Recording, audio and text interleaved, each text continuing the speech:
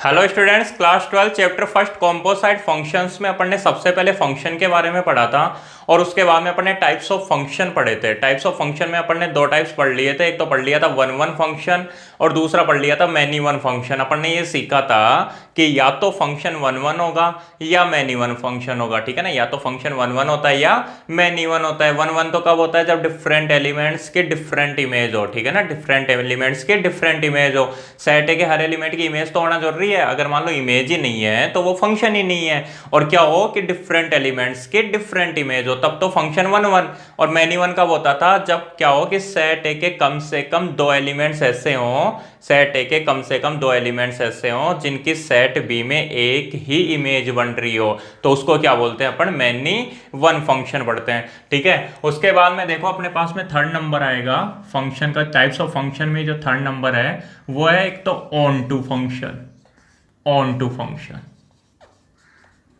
ठीक है। Onto function को हिंदी में बोलते हैं आच्छादक फलन। आच्छादक फलन, ठीक है, ऑन टू फंक्शन। और उसके बाद में अपने पास में जो फंक्शन आएगा वो आएगा इनटू फंक्शन। फोर्थ नंबर पे into function. Into function, into function को बोलते हैं अंतर्क्षेपी फलन। अंतर्क्षेपी फलन, ध्यान रखना। जो ऑन टू फंक्शन होता है ना, ऑन टू फंक्शन, इसको बोलते हैं सरजेक्टिव। क्या बोलते हैं इसको? सरजेक्टिव भी बोलते हैं। और ऐसे ही ध्यान रखना, वो जो वन वन होता था ना, वन वन उसमें लिख देना उसको इंजेक्टिव भी बोलते हैं। पहले बताना भूल गया था शायद। उसको क्या बोलते हैं? इंजेक्टिव बोलते हैं। और इसको क्या बोलते हैं? सरजेक्टिव बोलते हैं। तो अब बात करते हैं अपन ऑन टू फंक्शन क्या होता है और इनटू फंक्शन क्या होता है। तो एक बार इनके डेफिनेशन लिख देता हूं। डेफिनेशन लिखने के बाद में तुम लोगों को बहुत अच्छे से समझाऊंगा कि ऑन टू फंक्शन क्या है और इनटू फंक्शन क्या है। तो देखो, ए फंक्शन एफ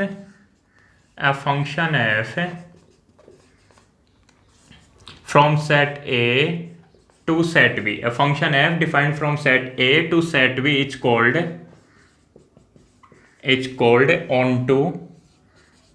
onto या surjective, ठीक है ना। onto और surjective. It's called onto function if each element of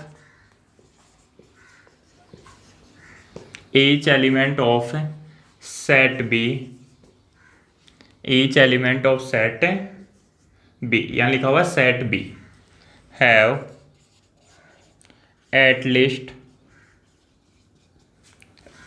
one preimage in set A। क्या लिखा हुआ है? A function f from set A to set B is called onto function if each element, IFF लिखा है, if and only if each element of set B have at least one preimage in set A। Hindi में देखो, a function f, एक फलन f समुच्चय A से समुच्चय B में आच्छादक फलन कहलाता है। एक फलन f समुच्चय A से समुच्चय B में आच्छादक फलन कहलाता है यदि और केवल यदि समुच्चय B के प्रत्येक अवयव की समुच्चय A में कम से कम एक पूर्व प्रतिबिंब विद्यमान हो। समुच्चय B के प्रत्येक अवयव का समुच्चय A में कम से कम एक पूर्व प्रतिबिंब विद्यमान हो। मतलब समझना, देखो क्या बोल रहा है कि जो सेट B है ना, सेट B, ठीक है, each element of set B have at least one preimage in set A। मतलब जो सेट B था उसके सभी एलिमेंट्स की सेट A में एक प्रीइमेज होनी चाहिए, तब उसको बोलते हैं ऑन टू फंक्शन। क्या बोल रहा हूं मैं? कोई भी एक फंक्शन f है जो सेट A से सेट B में डिफाइंड है और सेट B के हर एलिमेंट की सेट A में एक प्री इमेज है, तो उसको बोलते हैं onto function. For example देखो, जैसे मान लो ये कोई सेट A है और ये अपना सेट B है। सेट A के एलिमेंट्स है जैसे मान लो 2, 4, 6, 8। सेट B के एलिमेंट्स है 4, 16, 36 एंड 64। ये कोई फंक्शन है f जो सेट A से सेट B में डिफाइंड है और कैसे है कि fx is equal to x square. तो 2 का स्क्वायर कितना होगा? 4, 4 का 16, 6 का 36 और 8 का स्क्वायर कितना हो गया? 64 हो गया। सबसे पहले तो मेरे को ये बताओ कि फंक्शन 1 1 फंक्शन है क्या? फंक्शन 1 1 फंक्शन है क्या? तो देखो क्या देखोगे कि डिफरेंट एलिमेंट्स की डिफरेंट इमेज बन रही है, ठीक है ना। 1 2 1 1 2 1 है, ठीक है ना। 2 और 4 अलग अलग है, तो 4 और 16 भी अलग अलग है, बिल्कुल 1 1 तो है। अब फंक्शन ऑन टू होगा या नहीं होगा, तो ऑन टू के लिए अपन क्या देखते हैं कि सेट बी के हर एलिमेंट की सेट ए में प्रीमेज होनी चाहिए। क्या 4 की प्रीमेज है क्या 2 के साथ? बिल्कुल है। 16 की प्रीमेज 4 है, 36 की प्रीमेज 6 है, 64 की प्रीमेज 8 है। इसका मतलब क्या हो गया कि फंक्शन कैसा फंक्शन है? Onto function. और पहले कौन सा था? 1 1, ठीक है ना। तो इसको बोलते हैं 1 1 ऑन टू फंक्शन, ठीक है ना। इसको क्या बोलते हैं? 1 1 ऑन टू फंक्शन बोलते हैं। ऑन टू क्यों? क्योंकि सेट बी के हर एलिमेंट की सेट ए में एक प्रीमेज है। अब समझो, जैसे मान लो ये सेट ए, ये सेट बी, फंक्शन वही F from set A to set B, और F x is equal to x square. यहाँ लिखा हुआ है 0 -2 -3 +2 और +3। इधर लिखा हुआ है 0, समझना मेरी बात को, -2 -3 भी लिखा हुआ है, ठीक है। 0 लिखा हुआ है, 1 लिखा हुआ है, 4 लिखा हुआ है और 9 लिखा हुआ है। अब बताओ मेरे को, देखो जो 0 है 0, -3 है सॉरी, तो -3 का स्क्वायर कितना होता है? +9, और +3 का स्क्वायर कितना होता है? +9, ठीक है। स्क्वायर वाले की बात करें तो ऐसे देखो, -2 का स्क्वायर कितना होता है? +4, और +2 का स्क्वायर कितना होता है? +4, ठीक है। उसके बाद में 0 का स्क्वायर कितना होता है? 0 होता है। क्लियर है ये बातें? तो मेरे को एक बात बताओ, चलो 1 को हटा देता हूँ एक बार के लिए। अब मेरे को ये बताओ कि क्या फंक्शन 1 1 है या मैनी 1 है? सबसे पहले तो ये बता दो, फंक्शन 1 1 है या मैनी 1 है? 1 1 और मैनी 1 अपन ने लास्ट वीडियो में पढ़े थे। तो क्या देखोगे कि यार डिफरेंट एलिमेंट्स के डिफरेंट इमेज है, या फिर बाद में क्या होगा, डिफरेंट एलिमेंट्स की सेम इमेज है। तो देखो -3 और +3 दोनों डिफरेंट है, -3 और +3 दोनों डिफरेंट है, लेकिन इनकी सेम इमेज क्या आ रही है? 9 आ रही है। +3 की और -3 की क्या आ रही है? 9 आ रही है। मतलब मैनी एलिमेंट्स 1 इमेज, तो मैनी 1 फंक्शन है। सबसे पहले तो फंक्शन कौन सा है? मैनी 1 फंक्शन है, ठीक है। मैनी 1 फंक्शन है। अब देखो कि क्या फंक्शन ऑन टू फंक्शन है क्या? ऑन टू फंक्शन, तो ऑन टू फंक्शन के लिए मैंने क्या बताया कि सेट बी के हर एलिमेंट की सेट ए में एक प्रीमेज होनी चाहिए। तो यहाँ चेक करोगे क्या सेट बी के हर एलिमेंट की सेट ए में प्रीमेज है क्या? देखो -3 की कोई प्रीमेज बन रही है क्या? -3 की कोई प्रीमेज नहीं बन रही सेट ए में। -2 की कोई प्रीमेज नहीं बन रही सेट ए में, ठीक है। 0 की 0 बन रही है, 4 की 2 बन रही है, ठीक है ना। 2 और 4, -2 और +2, ठीक है। 9 की बन रही है -3 और +3, लेकिन -3 और -2 की कोई भी प्रीमेज नहीं बन रही। इसका मतलब फंक्शन ऑन टू फंक्शन नहीं है। और तुम लोगों को अभी क्लियर कर दूं कि अगर फंक्शन ऑन टू नहीं है तो फंक्शन कौन सा होने वाला है? इनटू फंक्शन होने वाला है। इनटू फंक्शन की डेफिनेशन अपन यही पढ़ेंगे कि सेट बी में कम से कम एक एलिमेंट ऐसा हो जिसकी कोई भी प्रीमेज सेट ए में नहीं हो। जैसे -3 की कोई भी प्रीमेज सेट ए में नहीं है, तो फंक्शन कौन सा है? ये इनटू फंक्शन है। सॉरी, इनटू फंक्शन की जो डेफिनेशन होगी वो यही होने वाली है कि जो सेट बी के एलिमेंट्स हैं उनमें क्या हो, सेट बी में कम से कम एक ऐसा एलिमेंट हो जिसकी सेट ए में कोई भी प्रीमेज नहीं हो। जैसे -3 की कोई भी प्रीमेज सेट ए में नहीं है, तो इसको बोलते हैं इनटू फंक्शन। तो ये कौन सा हो गया? Many 1 into function. और जैसे मान लो यहाँ -3 और -2 नहीं होते, -3 और -2 नहीं होते, तो अब देखो, अब सेट ए में हर एलिमेंट क्या है? हर एलिमेंट की प्रीमेज सेट ए में है। इसका मतलब फंक्शन कौन सा हो जाएगा? मैनी 1 ऑन टू फंक्शन हो जाएगा। अब हो जाएगा कौन सा? Many 1 onto. क्यों? क्योंकि -3 और -2 को हटा दिया मैंने, ठीक है। तो 0 की प्रीमेज 0 है, 4 की 2 प्रीमेज है, -3 और वो सॉरी -2 और +2। ध्यान रखना, ईच एलिमेंट ऑफ सेट भी हैव एटलीस्ट 1 प्रीमेज, कम से कम एक प्रीमेज होनी चाहिए। यहाँ पे 2 प्रीमेज भी हो सकती हैं, ठीक है। -2 और +2 भी हो सकती है, 9 की भी 2 प्रीमेज और -3 और +3। तो इस तरीके से फंक्शन कौन सा हो जाएगा? ऑन टू फंक्शन हो जाएगा, या फिर इसको क्या बोलते हैं? सरजेक्टिव फंक्शन बोलते हैं। तो अभी इनटू तो खुद ही तुम लोगों को समझ में आ गया होगा। क्या होगा? Function F from set A to set B is called into function if and only if at least one element of set B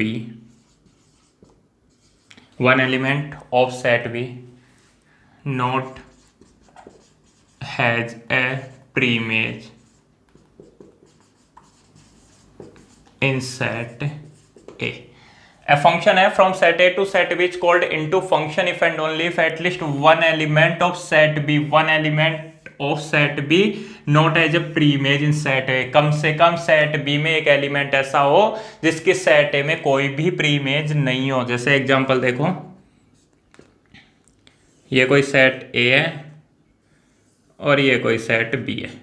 set A के जैसे एलिमेंट्स है x1, x2, x3, x4। इधर है y1, y2, y3, y4। x1 का relation y1 के साथ है, x2 का रिलेशन y2 के साथ है, x3 का रिलेशन y2 के साथ और x4 का रिलेशन y3 के साथ है। इसका मतलब क्या हुआ, सेट बी में एक एलिमेंट ऐसा है y4 जिसकी कोई भी प्री इमेज सेट ए में नहीं है। इसका मतलब क्या हुआ कि फंक्शन, ये जो फंक्शन है वो ऑन टू फंक्शन नहीं होके कौन सा हो जाएगा, इनटू फंक्शन हो जाएगा। ये फंक्शन एफ है जो सेट ए से सेट बी में डिफाइंड था। ऐसे देखो, ये सेट ए और ये सेट बी, यहाँ लिखा हुआ है जैसे -2 अभी लिखा था, -1, 0, 1 एंड 2।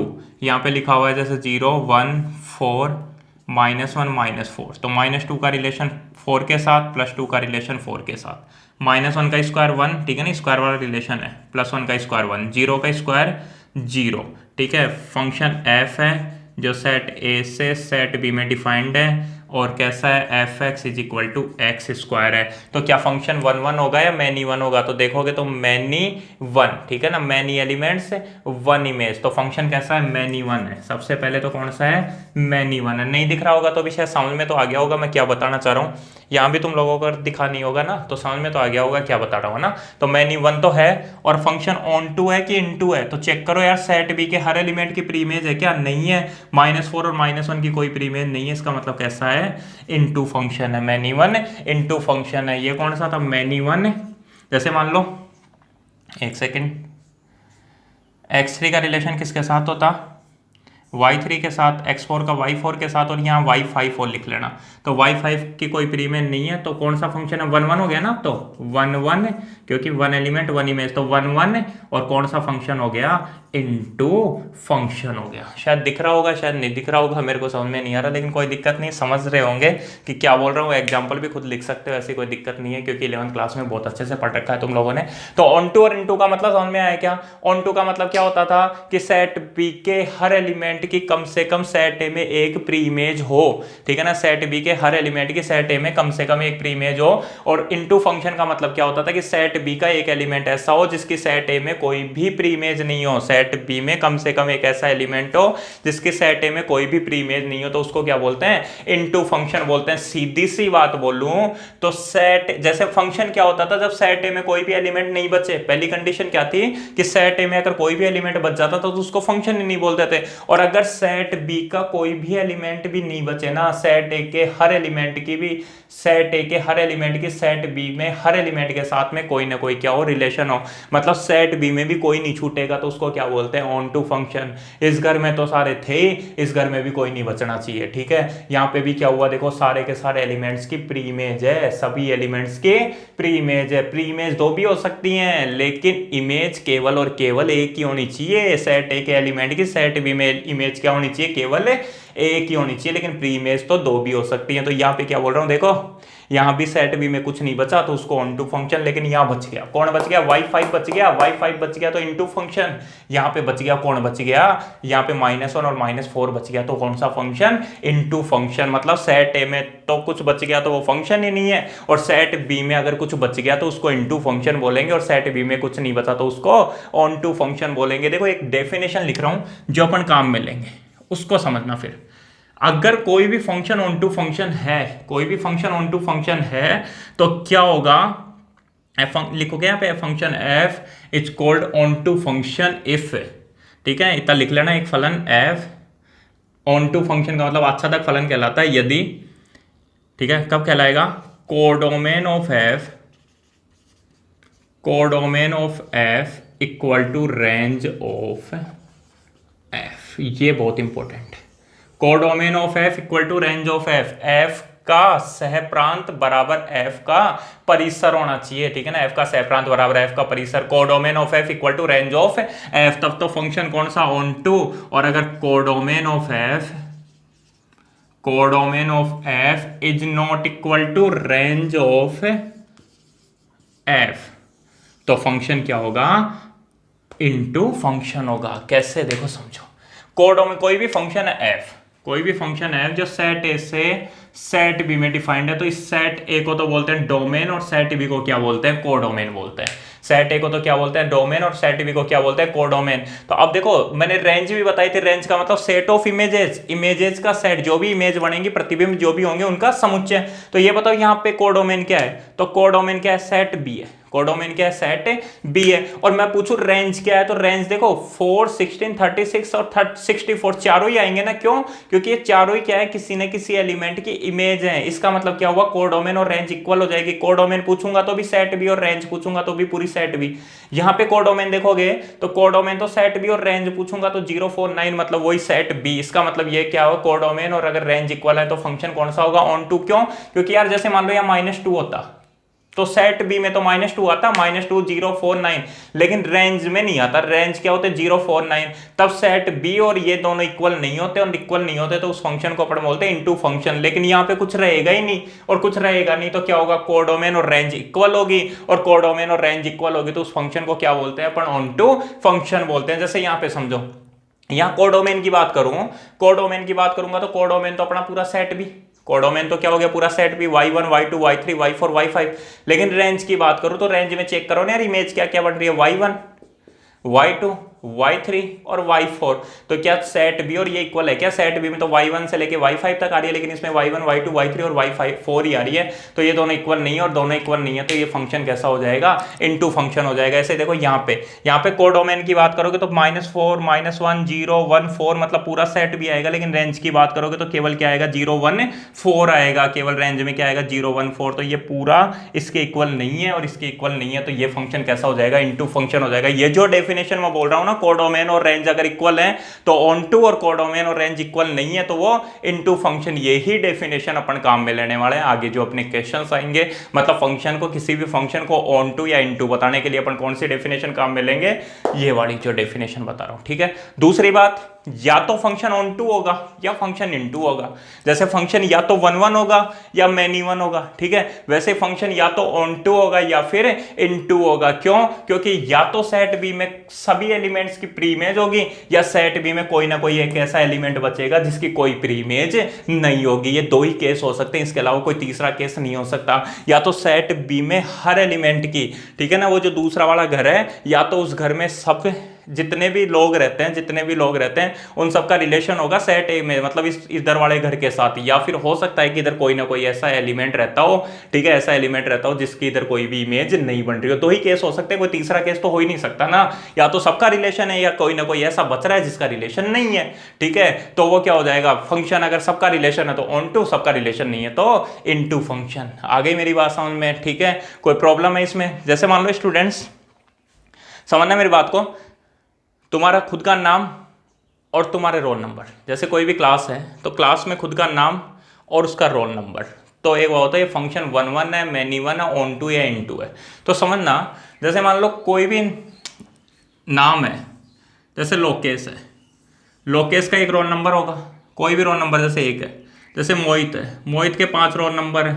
जैसे रोशन है, और रोशन के 10 रोल नंबर है, ठीक है। जैसे मोहित है, ठीक है, मोहित हो गया क्या। जैसे यश है, यश के 5 रोल नंबर, वो 7 रोल नंबर है। तो क्या होगा, लोकेश का रिलेशन 1 के साथ, मोहित का 5 के साथ, आर का रोशन का 10 के साथ, और यश का 7 के साथ है। मतलब क्या हुआ कि हर एलिमेंट की कोई ना कोई इमेज बनेगी, ठीक है, हर एलिमेंट की कोई ना कोई इमेज बनेगी तो फंक्शन है। उसके बाद में डिफरेंट एलिमेंट्स की डिफरेंट इमेज बनेंगे। ऐसे तो है नहीं ना कि कोई 2 स्टूडेंट है उनका रोल नंबर सेम ही हो जाए, ऐसे तो होगा नहीं। अलग अलग स्टूडेंट्स के अलग अलग रोल नंबर होंगे, मतलब डिफरेंट एलिमेंट्स की डिफरेंट इमेज बनेगी, मतलब फंक्शन 1 1 होगा।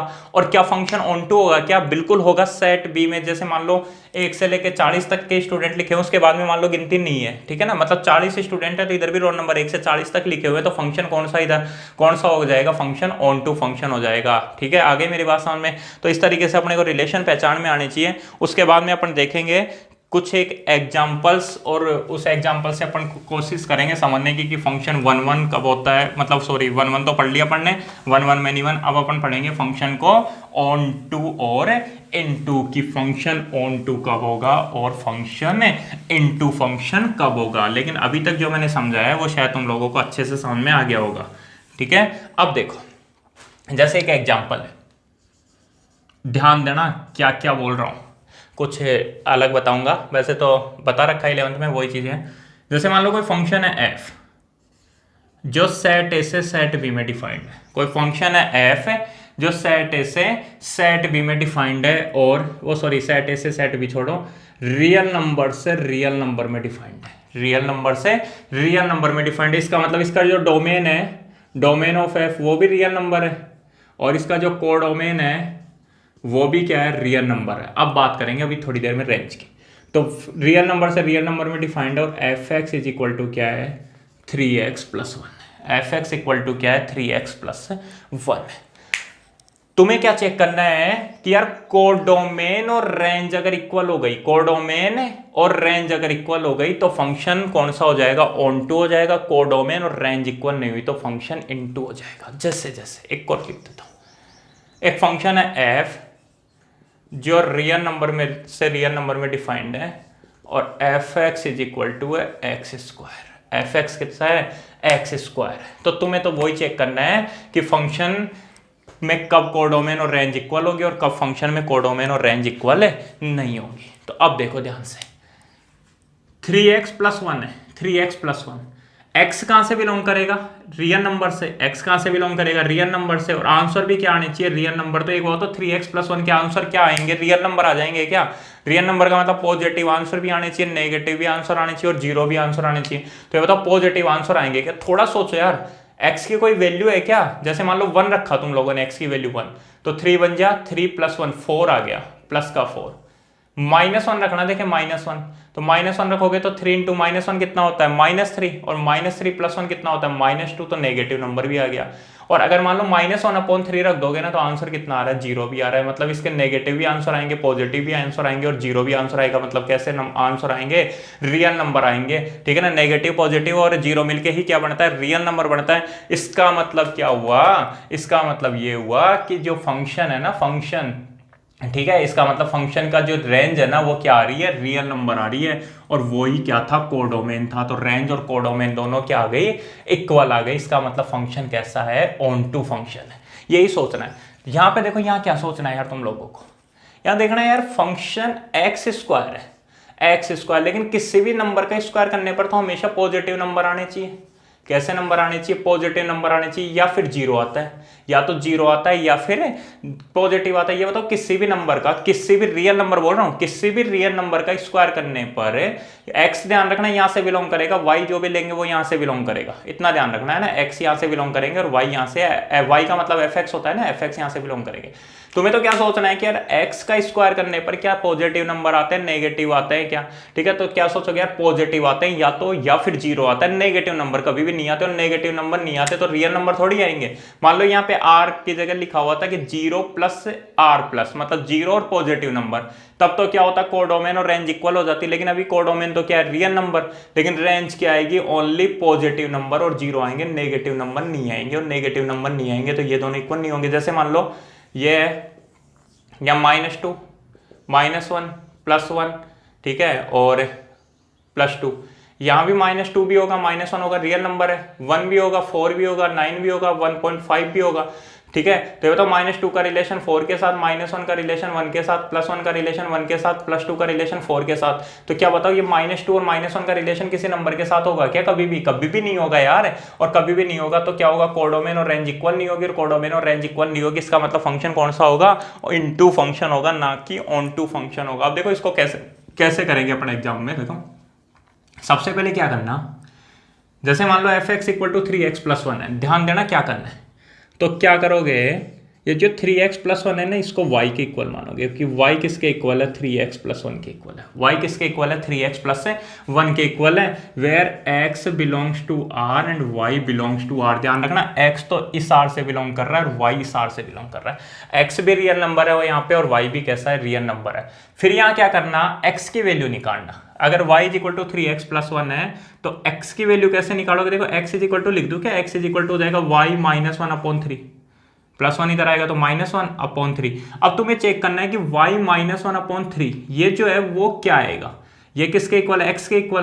तो y -1/3, क्या y की कोई ऐसी वैल्यू है क्या जिसको यहाँ पे अपन रखूं, यहाँ पे मैं रखूं और x नहीं मिले। y की कोई ऐसी वैल्यू है क्या जिसको यहाँ मैं रखूं और x नहीं मिले। जैसे y का मतलब क्या, रियल नंबर, तो ऐसा कोई रियल नंबर है क्या जिसको यहाँ रखो और रियल नंबर नहीं मिले। x भी रियल नंबर और y भी रियल नंबर, तो कोई ऐसा रियल नंबर है क्या जिसको यहाँ रखो और रियल नंबर नहीं मिले। जैसे 1 रखोगे तो 1 -1/3, 1 -1 कितना होता है, 0, 0/3 0, इसका मतलब x मिल रहा है, रियल नंबर मिला 0। जैसे यहाँ 2 रखोगे तो 2 -1/3, 2 -1/3 मतलब 1/3, तो 1/3 भी रियल नंबर ही है, ठीक है। ऐसे थोड़ी होगा आयोटा आ जाएगा, यहाँ पे कोई y की ऐसी वैल्यू रखे जिसमें आयोटा वाली टर्म आ जाए, मतलब इमेजिनरी नंबर आ जाए, तो ऐसा तो होगा नहीं। इसका मतलब क्या होगा कि ये y की कोई भी वैल्यू रखोगे ना तो ये किससे बिलोंग करेगा, r से ही बिलोंग करेगा। For every y belongs to r, y जब रियल नंबर से बिलोंग करेगा तो x भी रियल नंबर से बिलोंग करेगा। क्यों, x क्या है, y -1/3। यही सोचना है y की कोई ऐसी वैल्यू है क्या जिसको यहाँ रखूं और x नहीं मिले। जैसे मान लो ऐसे हो जाता, x इज इक्वल टू क्या हो जाता, y -1/y -2, मान लो ये हो जाता। तो इसका मतलब तो क्या हुआ कि y की वैल्यू 2 रखोगे तो अपॉन में 0 बनेगा, और अपॉन में 0 बनेगा तो y की वैल्यू 2 ऐसी है जहां पर x की कोई वैल्यू नहीं मिलेगी, और x की कोई वैल्यू नहीं मिलेगी। क्यों, वो इंडिटरमिनेट फॉर्म हो गई ना, अपॉन में 0 आते ही, तब क्या हो जाएगा, तब कोडोमेन और रेंज इक्वल नहीं होगी। लेकिन यहाँ पे क्या है कि y की कोई भी वैल्यू रखो हमेशा x मिलेगा। आगे बात समझ में। तो फिर क्या लिखोगे, इतना लिखने के बाद में एक लाइन लिखनी है छोटी सी कि codomain of f is equal to range of f।